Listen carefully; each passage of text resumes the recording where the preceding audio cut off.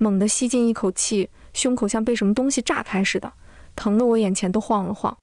紧接着，剧烈的咳嗽涌上来，身子不受控制地从床上弹坐起来。等等，床是那种暖暖的、软软的触感，铺着我打大学就喜欢的浅蓝色草莓4件套，连边角磨出的小毛球都还是老样子。头顶的白色吸顶灯亮得有些晃眼，书桌上摊着那本没看完的悬疑小说，书签还夹在昨晚看到的第37页。窗外更不用说了，阳光亮堂堂地洒进来，甚至能听见楼下小孩追着皮球跑时那种清脆的能掐出水的笑声。我僵硬地低下头，看着自己的手，白皙却带着正常的温度，指尖没有一点上一世冻得青紫开裂的痕迹，连冬天常犯的冻疮都消失得无影无踪。心脏咚咚咚地狂跳起来，快得像是要从嗓子眼里蹦出来，震得耳膜都发疼。我连滚带爬地扑到床头柜，手指抖得厉害，好几次才抓稳手机。屏幕亮起的瞬间，那个清晰的日期直直砸进我眼睛里，2042年11月15日，极寒末日降临的前30天。我回来了，我真的回来了！巨大的狂喜混着不敢置信，瞬间冲垮了我紧绷的神经。我瘫坐在地板上，浑身抖得不像话，眼泪不受控制地往下掉，却又忍不住笑出声，活像个疯子。死过一次再活过来的感觉太诡异了，上一世那种极致的寒冷，被至亲推下地狱的绝望，真实到我现在摸着胸口，都觉得里面还揣着一块永远化不开的冰。不知道哭了多久，眼泪干在脸上，涩得发疼。我扶着床沿慢慢站起来，走到窗边，看着楼下那片岁月静好的景象。阳光暖洋洋地照在脸上，可我却觉得寒气从骨头缝里往外冒，冻得指尖发麻。上一世我就是太蠢了，太渴望那点可怜的亲情，才把自己逼到了绝路。极寒刚降临的时候，断电断网来得猝不及防，温度一夜之间降到零下40-50度。我们一家3口缩在城里这套不怎么保暖的公寓里，冻得牙齿打颤。我仗着以前玩户外攒下的经验，好几次裹着单薄的衣服出去，在空无一人的街道上一点点搜罗食物和燃料。每次找到点好东西，自己舍不得吃一口，舍不得用一下，屁颠屁颠地捧回家给他们。我妈总是拉着我的手，抹着眼泪说，还是我家小婉有本事，妈和你弟啊，以后就全靠你了。林杰呢，一边狼吞虎咽我带回来的面包，一边还抱怨，姐，下次能不能多找点肉啊？天天吃饼干泡面，都快吃吐了。我就像个傻子一样，被这点虚情假意呼住了心，拼了命地养着他们。结果呢？最后一次出去，我差点冻掉脚趾头，才在一个废弃的仓库里找到一台小型柴油取暖器，还有半桶油。当时我高兴得快疯了，以为终于能让我妈和我弟暖和几天，一路跑着回家。可推开门，迎接我的不是笑脸，而是他们俩惊恐又防备的眼神。就因为我出去时，不小心被隔壁邻居看到了手里的油桶。当天晚上就有人来砸门，虽然最后没砸开，却抢走了我们放在门口，准备第二天拿去跟别人换药的一箱泡面。就为了一箱泡面，他们居然觉得是我引来了灾祸，觉得家里的物资不够了，把我当成了多余的负担。姐，别怪我们，实在是物资不够了。林杰说这句话时的语气像跟读真似的，到现在还扎在我耳膜里，拔不出来。我看着玻璃窗上自己模糊的倒影，眼睛里最后一点温度也慢慢褪去。不够，这辈子我会让他们知道什么才是真正的不够。妈，林杰，你们那个会疼人、肯拼命的宝贝女儿，好姐姐，早就冻死在上一个零下70度的夜晚了。现在活着的林婉，心比末世里的天气还要冷。我深吸一口气，打开手机银行，看着里面那30万块存款，还有50万额度的信用卡，我轻轻吃了一声。这点钱不够，远远不够，对于末日储备来说，简直就是杯水车薪。所以第一步得先搞钱。我没有任何犹豫，直接拨通了公司领导的电话，辞掉了那个饿不死也赚不多的鸡肋工作。挂了电话，我翻出衣柜里那些以前舍不得穿的名牌包、首饰，甚至还有几件只穿过1-2次的衣服，一股脑挂到二手网站上，价格标得极低，我不求赚多少，只求能最快出手。接着，我联系了几个以前偶然认识的借贷中介，用之前的工作证明和信用卡做掩护，以最快的速度套现了200万块，利息高得吓人。没关系，反正末世来了，谁还会记得还债这回事？加上存款和套现的信用卡，我手里差不多凑到了300万。时间太紧了，一天都耽误不起。这么说吧，我做的第一件事就是找个安全的庇护所。现在住的这套房子肯定不能待了，楼层低，门窗都是普通的，不结实。而且邻居都知道我们一家3口住这儿，末世里，熟人有时候比陌生人更可怕。我花了整整2天，在远离市区的郊外找到了一套带地下室的独栋小别墅。房东急着出国，价格压得很低，我直接付了半年租金。跟房东解释的时候，我编了个理由，我是搞自媒体直播的，需要安静的环境，还得有地方放道具和样品。他也没多问，很快就签了合同。这别墅是框架结构，墙体厚，本身保暖就不错。最重要的是，它有个接近20平的地下室，而且小区入住率特别低，平时没什么人走动。拿到钥匙的当天，我就联系了装修队，只有一个要求，快，不惜代价的快。全屋要加装保温层，所有门窗都换成最厚的防爆保温款，接缝处全部加密封条，一点风都不能漏。屋顶得装太阳能电池板，虽然冬天日照差，但有总比没有强，聊胜于无。地下室更是重点改造对象，要加装隐蔽的通风管道和空气净化系统，还得做个防水。工头拿着我列的材料清单，眼神怪异地看着我，姑娘，你这是要造避难所啊？我面不改色地扯了个谎，拍末日主题的短视频，得追求真实感，道具场景都得到位。他半信半疑，但看在钱的份上，还是答应了日夜赶工。装修队忙着的时候，我也没闲着，天天奔忙在各大批发市场、户外用品店和网上平台。取暖设备肯定是第一位的，柴油取暖器买了3台，柴油囤了10大桶，都小心地藏在地下室最里面的角落。丙烷气罐和卡式炉买了10几箱，配套的气罐堆得像座小山。暖宝宝更是夸张，买了整整100箱，发热鞋垫也囤了几百双，反正这东西不占地方，多备点总没错。食物方面，我几乎是看见能长时间存放的就往车里搬。大米、面粉，各种真空包装的粗粮豆子、压缩饼干、军用罐头、肉类罐头、水果罐头、脱水蔬菜、方便面、自热火锅和米饭。价格根本没看，只要保质期长，能填肚子就行。盐、糖、油这些调味品更是成箱成箱的买，连酱油醋都囤了好几大桶，水也不能少。我买了几个巨大的储水桶，把自来水装满，又囤了上千瓶矿泉水，还特意买了10几个滤水器，万一以后没水了，至少能过滤点血水应急。药品方面，我几乎搬空了家附近的一家线下药店，感冒药、消炎药、退烧药、冻伤膏、各种维生素、绷带、碘伏、纱布，甚至还买了点止痛药和抗生素。末世里，一点小伤都可能致命。衣物呢，我全按最大号买，极地防寒服买了4套，羽绒服、抓绒衣、保暖内衣、羊毛袜、雪地靴。大1号的衣服方便里面套多层，更保暖。其他杂七杂八的东西也没落下，大容量充电宝买了几10个，全都充满电，放在箱子里。蜡烛、固体酒精、打火机、镁棒，万一打火机没用了还能生火。望远镜方便观察外面的情况，多功能刀具、撬棍，甚至还有一把复合弩和一捆弩箭。这玩意儿我上辈子见别人用过，威力大，还没声音，比菜刀管用多了。所有物资我都用不同的纸箱打包好，外面写上服装、书籍、直播道具之类的迷惑性标签。每天等到深夜，小区里没人的时候，就用自己的小车一车一车的往郊区别墅拉，再一点点搬进地下室分类码好。那段时间，我每天只睡3-4个小时，累得眼睛都快睁不开，体重掉了好几斤。但每次看着地下室被一点点填满，心里那种冰冷的恐慌感就会稍微压下去一点。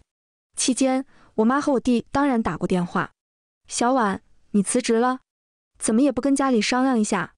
我妈的声音里带着惯有的抱怨，隔着电话都能想象出她皱着眉的样子。当时我正蹲在地上清点物资清单，手里拿着笔，用肩膀夹着电话，语气装得很轻松。辞了，找了个新工作，在家搞直播，挺赚钱的。直播？那能靠谱吗？他顿了顿，话锋一转，你弟最近想买个新手机，你看，又来了，永远都是这样。我心里冷笑一声，嘴上却没软。妈，我刚辞职，手里也没什么钱，让他自己兼职赚去，都多大了，总不能一直靠别人吧。电话那头沉默了一下，大概是没料到我会拒绝的这么干脆。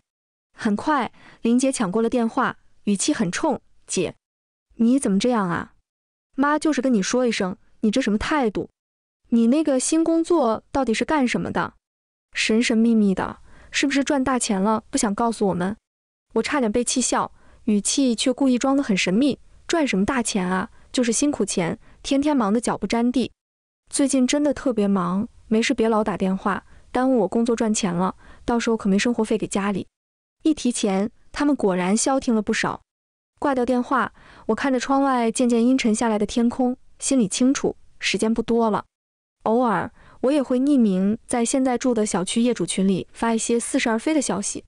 听说今年拉尼娜现象特别严重，可能是几十年里最冷的冬天，大家要不要囤点东西，以防万一？我朋友在气象局工作，说今年冬天可能会断水断电，要不备点蜡烛和饮用水。回应的人寥寥无几，大多是嗤之以鼻的，夸张了吧？现在科技这么发达，还能让咱们冻着饿着？囤啥啊？冷了开空调，饿了点外卖，多方便。人心就是这样，不到刀子真的割到自己身上，永远不会觉得疼。我没再多说，该提醒的都提醒了，仁至义尽。只私下里给我前世唯一对我流露过善意的闺蜜周婷发了条微信：婷婷，信我一次，今年冬天可能会特别冷，多买点吃的用的放家里，最好能弄个烧炭的小炉子，再备点炭，有备无患。周婷回了个问号，大概是觉得我有点奇怪，但还是回了句：真的假的？行吧，我周末去超市大采购一下，就当囤点零食了。我能做的只有这么多了。末日倒计时第3天，我终于搬进了郊区的别墅，所有物资都已经到位，地下室的入口用定制的厚地毯盖着，不仔细看根本发现不了。我把整个别墅最后检查了一遍，厚重的窗帘全部拉上，只在客厅的窗帘边角留了一丝缝隙，方便观察外面的情况。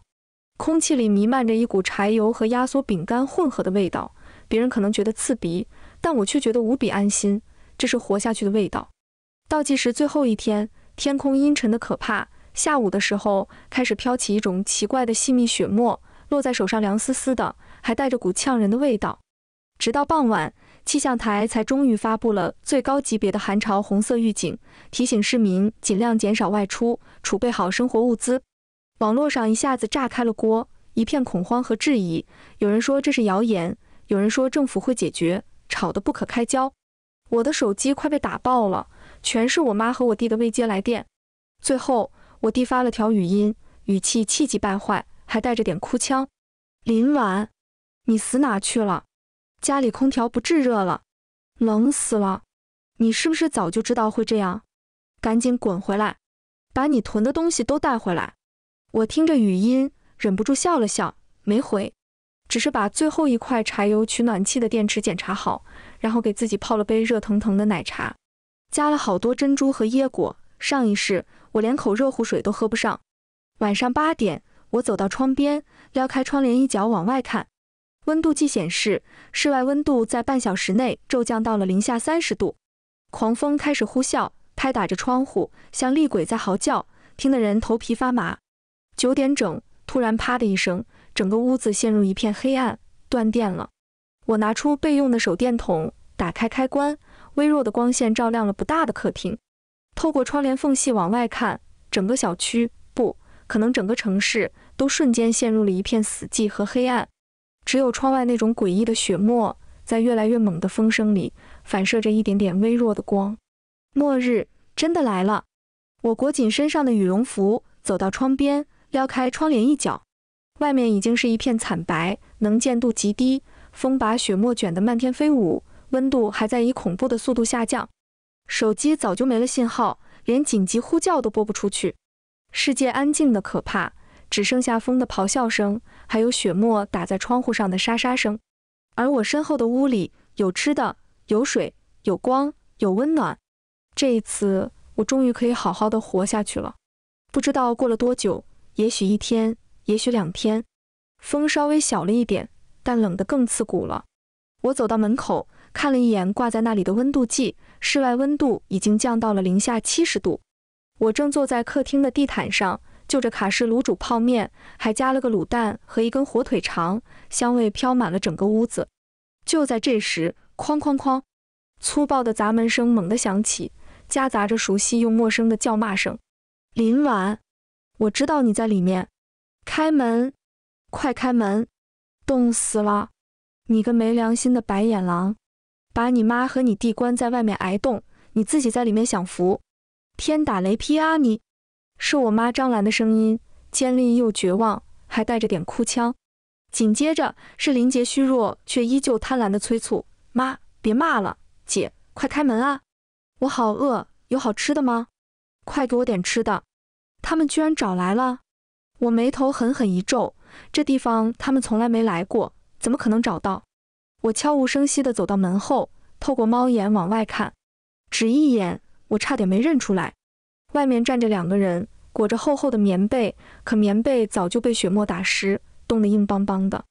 他们的头发、眉毛上全都结了白霜，脸冻得青紫，鼻涕眼泪糊了一脸，嘴唇干裂地渗出血，狼狈得像2条快要冻僵的流浪狗。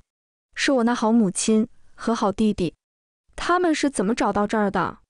我猛地想起，之前租这房子时，好像用手机号填过地址，大概是被他们用什么法子查到了。还真小看了这2人求生的本事。林婉，开门，听见没有？我是你妈。张兰还在拼命砸门，声音抖得不成样子，像是下一秒就要哭出来。林杰冻得直跳脚，眼神却一个劲往我窗户里瞟，大概是想看清里面的情况。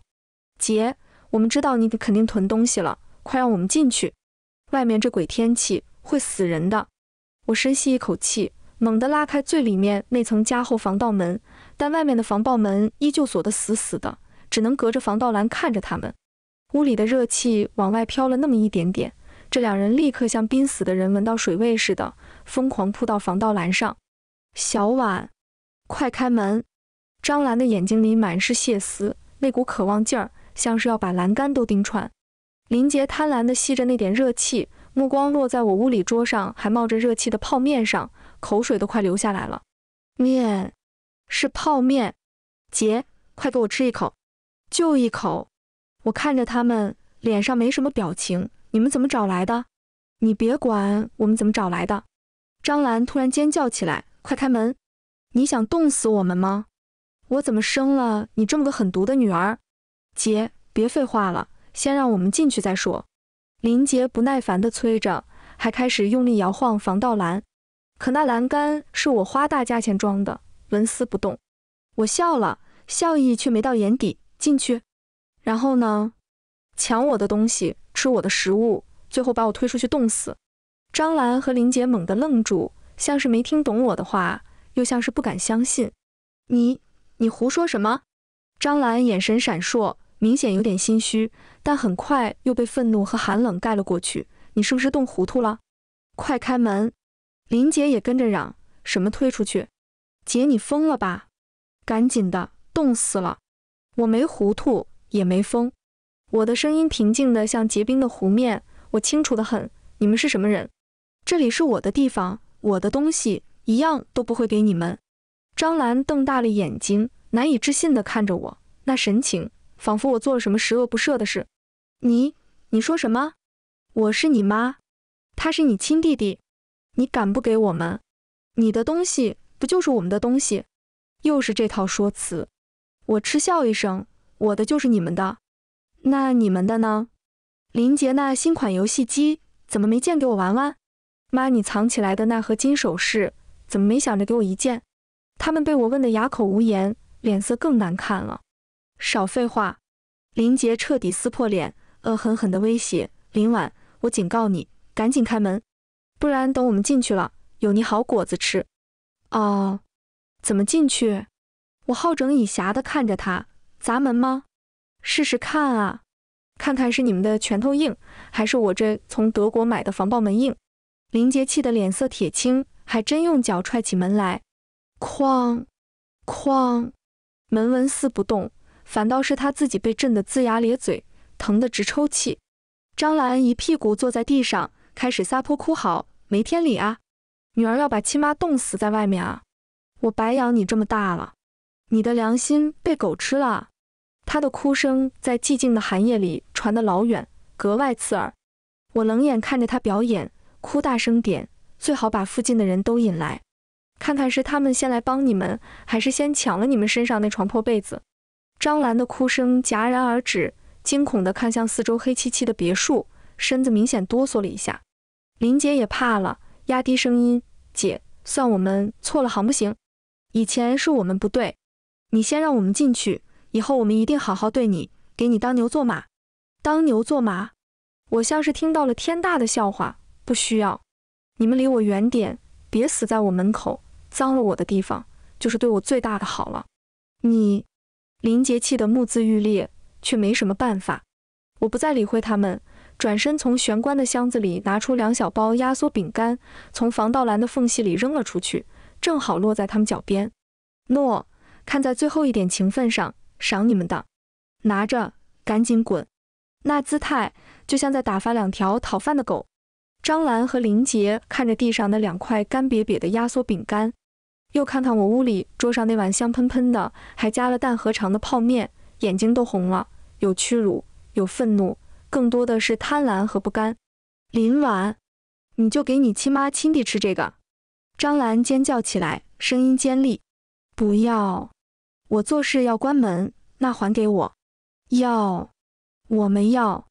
林姐反应极快，一把抢过饼干塞进怀里，又恶狠狠地瞪着我：你给我等着，这是没完。说完，她拉起还在抽抽搭搭的张兰，踉踉跄跄1步3回头地消失在了风雪里。看着他们狼狈的背影，我心里没一点波动。我知道这事确实没完，以他们的德行，绝不会善罢甘休。我关上门，锁死，回到桌前，慢慢吃完了那碗已经有点凉的泡面，连汤都喝得干干净净。活着真好。接下来2天，风停了，但温度降到了恐怖的-89度，真正的滴水成冰。我大部分时间都待在地下室，这里相对更保暖些，靠着柴油取暖器，能维持在0度左右，对现在来说已经是天堂了。偶尔上去查看情况，透过窗户能看到小区里死寂一片，没有任何活动的迹象。不知道那对母子怎么样了，是找到了别的避难所，还是已经变成了冰雕？我并不关心。第3天下午，我正在检查太阳能电池板的储电情况，虽然电量微弱，但好歹能给充电宝充点电。突然，我听到一丝细微的、令人牙酸的摩擦声，不是风声。我瞬间警惕起来，屏住呼吸，悄无声息地移动到窗边，撩开窗帘一角，向外看去。几个人影正鬼鬼祟祟地靠近我的别墅，为首的正是我那好弟弟林杰，他身边跟着3个男人，个个面黄肌瘦，眼神却很凶狠，手里拿着棍棒，还有一个人竟然拿着一把消防斧。而我那好母亲张兰跟在最后面，正指着我的房子，激动地对那几个人说着什么。我的心猛地一沉，他们果然不死心，还勾结了外人，看这架势是铁了心要硬闯了。林杰带着人停在我的防爆门外，指着门锁，对那个拿消防斧的男人说着什么。那个男人掂了掂斧头，朝着手心吐了口唾沫，一副准备大力出奇迹的样子。张兰在一旁激动地比划着，脸上是那种即将得逞的扭曲的兴奋。我眼神彻底冷了下来，最后一丝犹豫也消失了。是你们自找的。我迅速退到地下室，掀开角落里一个不起眼的木箱，里面是我为他们准备的惊喜：一把冰冷的复合弩，还有一捆闪着寒光的弩箭。我拿起弩，熟练地上弦，搭上一支箭，心脏在胸腔里平稳地跳动着，没有害怕，只有一种冰冷的决绝。我重新上到1楼，隐藏在窗帘后的阴影里。外面，那个男人已经举起了消防斧，朝着门锁狠狠劈了下去。一声巨响在寂静的雪地里回荡，防爆门微微震颤，门锁处只出现了一个小小的白点，仅此而已。那男人被反震的手臂发麻，骂了句脏话。林杰急了：“大哥，使劲啊！里面好多吃的喝的，还有取暖器，砸开了随便拿。”其他人也蠢蠢欲动，开始用棍棒帮忙砸门。哐哐哐，噪音在死寂的环境里格外刺耳。张兰在一旁加油鼓劲：“对，砸开它，那死丫头的东西就该是我们的。”我眯起眼睛，缓缓抬起手中的弩，透过窗帘的缝隙瞄准，目标不是人，是他们脚下那片被踩实了的冰面。那里，我之前提前泼了好几盆水，冻得比镜子还滑。咻，弩箭破空而去，声音很小。下一秒，咔嚓一声脆响，紧接着就是“哎呦，卧槽”，一连串的惊呼和惨叫。弩箭精准地射裂了他们脚下的冰面。最前面那个拿斧头的男人脚下猛地一滑，失去平衡，沉重的消防斧脱手飞出，差点砍到旁边的林杰。林杰吓得往后一跳，结果自己也踩在冰上，摔了个四脚朝天。另外2个人也没能幸免，接二连三的滑倒，摔成一团，骂声不断。张兰吓得尖叫起来，站在原地不知所措。谁放的箭？林杰狼狈地爬起来，又惊又怒地四处张望。我冷冷一笑，再次上弦搭箭。这一次，箭头瞄准了他们身旁的雪堆。咻！弩箭没入雪中，吓得刚爬起来的几个人又是一个哆嗦，惊恐地看向箭射来的方向，我的窗口。我缓缓拉开窗帘，让他们能清晰地看到我，还有我手中那架闪着寒光、蓄势待发的复合弩。我的眼神比弩箭更冷，缓缓扫过下面每一个人。林杰和张兰看到我手里的弩，脸刷的一下白了，像是见了鬼。其他3个人也明显露出了畏惧的神色，他们是为了求财求食，不是来拼命的。面对明显有准备还有武器的硬茬子，他们怂了。滚！我吐出一个字，声音不大，却带着绝对的冰冷和杀意。再敢靠近我的地方一步，下一箭射穿的就不是血，而是你们的脑袋。拿着消防斧的男人最先反应过来，他看了一眼我手里那明显不是玩具的真家伙，又看了看坚固无比的防爆门，脸上闪过挣扎和恐惧，最终骂了一句：“操！林杰，你小子坑爹呢！这他妈怎么搞？”说完，他毫不犹豫地捡起斧头，转身就跑。另外2个男人见状，哪里还敢停留，屁滚尿流地跟着跑了，连头都没回。转眼间，就只剩下面如死灰的林杰和张兰。杰，你从哪里搞来的这玩意儿？林杰声音发抖，腿肚子都在打颤。张兰则一屁股坐在地上，又开始哭嚎：“小婉啊，你不能这样啊！我们是你的亲人啊！你就真要看我们冻死饿死吗？你把弩放下，让妈进去，妈给你道歉，行不行？”我抬了抬弩箭，对准他们。林杰慌了：“杰，别！”张兰的哭嚎卡在喉咙里，不敢再出声。我们走，我们马上走，别射！林杰吓得魂飞魄散，猛地拉起地上的张兰，几乎是拖着她，连滚带爬地逃离了我的院子，消失在厚厚的雪幕里。世界重新恢复死寂。我放下弩，手臂因为刚才的紧绷而微微发酸。看着他们狼狈逃窜的方向，我知道，经过这一次，他们应该没胆子再来了。只是这个世界正在变得越来越危险，我必须更加小心。之后的日子，我彻底进入了蛰伏状态，极少上楼，大部分时间待在地下室，听着柴油取暖器低沉的轰鸣，靠着囤积的物资，一天天计算着日子过。偶尔能听到远处传来隐约的惨叫或争吵声，但很快又会被无边的寂静吞没。死亡在这座冰封的城市里变得司空见惯。我不知道周婷怎么样了，也不知道我妈和林杰是死是活。我不再去想这些，我的心就像这外面的天气，冻硬了，也疯起来了。我只为自己活着。极端低温持续了将近1年。某天清晨，我醒来时，发现柴油取暖器的声音停了，心里猛地一沉，爬上去查看，却发现太阳出来了。虽然依旧苍白无力，但温度计显示室外温度回升到了零下35度，极寒，似乎正在慢慢过去，积雪也开始有缓慢融化的迹象。小区里开始出现零星的人影，个个瘦骨嶙峋，眼神麻木，像幽灵一样在废墟里翻找着任何可能有用的东西。我依旧紧闭门窗，耐心地等待着。又过了几天，温度回升到了零下20度左右。我听到远处传来了发动机的轰鸣声，还有扩音喇叭模糊不清的喊话：救援，临时安置点，集中发放物资。官方终于开始行动了。我知道最难的阶段或许过去了，但我并没有感到多么欣喜，这个世界已经被彻底改变了。我清理出门前的积雪，小心地打开一道门缝，冷空气涌进来，依旧刺骨，但已经不至于立刻致命。阳光照在雪地上，反射出刺眼的光。地下室的物资还很充裕，足够我再支撑很长一段时间。救援来了，不代表就安全了。后来我听说张兰和林杰在某个夜晚冻死了，我的内心毫无波澜。我未来的路还很长，这个世界会变成什么样，谁也不知道。但我知道，我已经不再是那个渴望亲情会被轻易牺牲掉的林婉了。我从角落拿出那架复合弩，小心地擦拭保养，然后开始清点剩下的物资，规划下一步的打算。也许我可以去临时安置点看看，能不能换些种子或者别的什么。也许我就守着这个小小的堡垒，慢慢等待这个世界复苏，或者彻底沉沦。但无论做什么选择，主动权都在我自己手里。阳光透过地下室小小的气窗，在地上投下一小块光斑。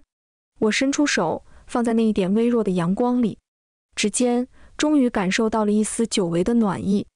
我轻轻握住那缕光，这一次我的命只握在我自己手里。